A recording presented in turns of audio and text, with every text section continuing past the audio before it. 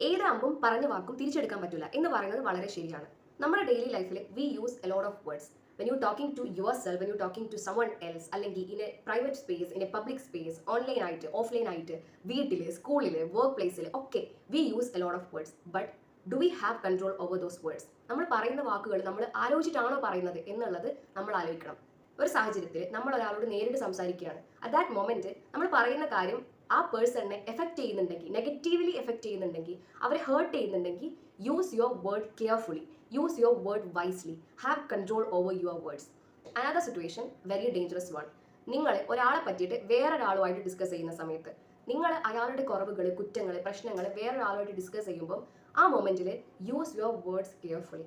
നമ്മുടെ ഉള്ളിൽ നെഗറ്റിവിറ്റി, നമ്മുടെ ഉള്ളിൽ ക്രൂവലിറ്റി കയറി വരാനുള്ള വലിയൊരു സാഹചര്യമാണ് നമുക്കവിടെ ഉണ്ടാവുന്നത്. നമ്മൾ പറയുന്ന വാക്കുകൾ നമ്മുടെ തന്നെ സെൽഫ് ഡിഗ്നിറ്റിയാണ് റിഫ്ലക്ട് ചെയ്യുന്നത്, നമ്മുടെ സെൽഫ് വാല്യൂവിനെയാണ് റിഫ്ലക്ട് ചെയ്യുന്നത്. ഒരാളോട് നമ്മൾ സംസാരിക്കുമ്പോൾ നമുക്കും ആ കേൾക്കുന്ന ആൾക്കും അതുകൊണ്ട് ഒരു ഗുണവും ഉണ്ടാവാൻ പോകുന്നില്ലെങ്കിൽ ഡോണ്ട് സേ ദാറ്റ്. അത് പറയേണ്ട ആവശ്യം അവിടെ ഇല്ല.